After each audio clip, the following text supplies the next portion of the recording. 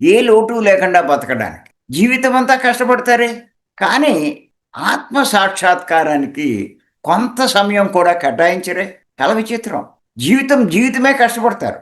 ఆ శరీరం ఉన్నంత వరకు. కానీ కొద్ది సమయం ఆత్మ సాక్షాత్కారాన్ని కేటాయించలేకపోతున్నారు. చాలా విచిత్రం. నేను చాలామందికి చెప్తూ ఉంటాను. మీరు భీమవరం రండి అని.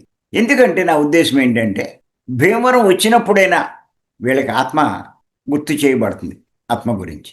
ఆత్మ యొక్క ప్రాముఖ్యం తెలియచేయబడుతుంది. ఆత్మను పొందాలి, అదే జీవిత లక్ష్యమని తెలియచేయబడుతుంది. విచిత్రం ఏంటంటే 30 రోజులు నెలలో ఉన్న 3 రోజులు కూడా ఖాళీ చేసుకోలేరు.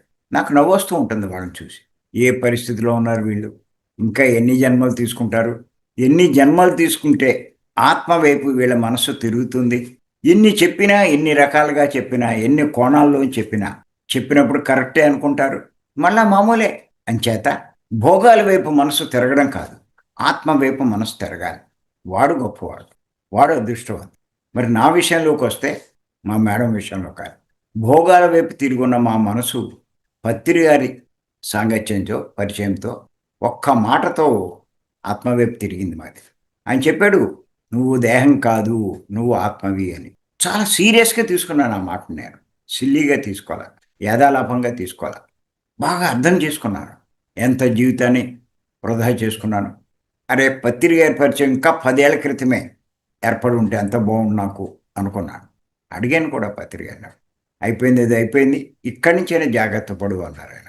అప్పుడు వ్యాపారాలన్నీ మానేసి ఈ ఆత్మ మార్గంలో జ్ఞాన మార్గం అంటేనే ఆత్మ మార్గం అండి. ఇదేమీ సెపరేట్ కాదు. ఆత్మ గురించి తెలుసుకోవడమే జ్ఞానం.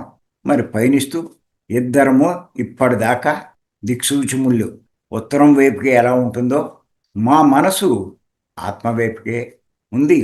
చివరికి ఎవడైనా సరే ఎన్ని జన్మలెత్తినా సరే ఆత్మవైపు తిరగాల్సిందే. ఆత్మ గురించి తెలుసుకోవాల్సిందే. ఆత్మ సాక్షాత్కారం పొందవలసిందే. అందుకే మిగతా విషయాలు మేమంత ప్రస్తావించాం. దేహం గురించి, దేహ లాభాల గురించి, దేహ సుఖాలు, దేహ భోగాలు, దేహ వాంఛలు ఏం పెద్ద ప్రస్తావించాం. అలాగే మనసు గురించి, మనసు యొక్క కోరికల గురించి, కోరికలు తీర్చుకునే ఆ సంకల్పాల గురించి, వాటి గురించి ప్రస్తావించాం. ఎంచేతంటే శారీరకమైన లాభాలు నువ్వు ఎన్ని పొందినా, మానసికమైనటువంటి కోరికలు ఎన్ని తీర్చుకున్నా చివరికి శరీరము ఉండదు, మనసు ఉండదు. ఉండేది ఆత్మ.